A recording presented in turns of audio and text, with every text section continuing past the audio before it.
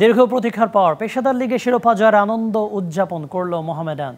যদিও এএফসি টুর্নামেন্টে অংশ নেওয়ার ব্যাপারে এখনও অন্ধকারে ক্লাবটি, তবে লিগের সাফল্য ধরে রেখে ভবিষ্যতে এশিয়ান সার্কিটে চমক দেখাতে চায় সাদা কালো শিবির। মোহামেডানের শিরোপা উৎসবে উপস্থিত ছিলেন বাফুফের সভাপতি তাবিথ আওয়ালও। দীর্ঘ ২২ বছর পর গেল ২৩ মে কুমিল্লার ধীরেন্দ্রনাথ দত্ত স্টেডিয়ামে ঘরোয়া ফুটবলের সর্বোচ্চ লিগের শিরোপাটা উঠিয়ে ধরেছিল মোহামেডান।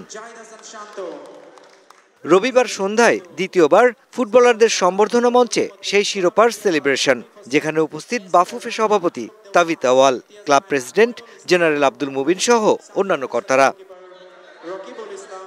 ক্যাসিনো কেলেঙ্কারির পর খাদের কিনার থেকে মোহামেডানকে টেনে তুলতে যারা হাল ধরেছিলেন তারা আজ সফল। তাই তো তারা নতুন করে স্বপ্ন বুনছেন শিরোপা জয়ের ধারা বজায় রাখতে।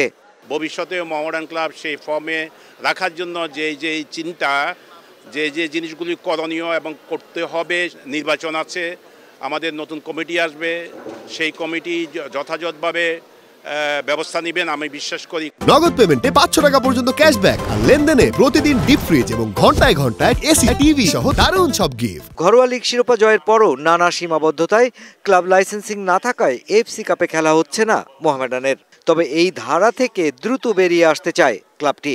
একই সাথে চিরাচরিত মাঠ সমস্যারও সমাধান করতে চান ক্লাব কর্তারা। অবভিয়াসলি আমাদের যখন একাডেমিক হয়ে যাবে তখন এইসব প্লেয়ার ওখানে ওই একাডেমি মাঠ হবে। আমরা সর্বোচ্চ চ্যাম্পিয়নশিপটাই পেয়েছি এবং বেস্ট ফরম্যাটের লিগের আমাদের আর কোনো পিছু টান নাই, আমাদের সমস্যা হবে না। এফসি আমরা এখনো মনে করি উইল ট্রাই আওয়ার বেস্ট। মোহামেডানের এমন সাফল্যে উচ্ছ্বাসের কমতি নেই সাবেকদেরও।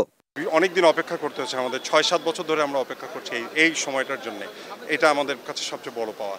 সব কিছুতে কিন্তু মানুষের একটা সাহসটা আরো বাড়বে, সামনে একটা ভালো খেলার জন্য প্রেরণা যোগাবে। Now inshallah I think Mohammedan start to get their old glory.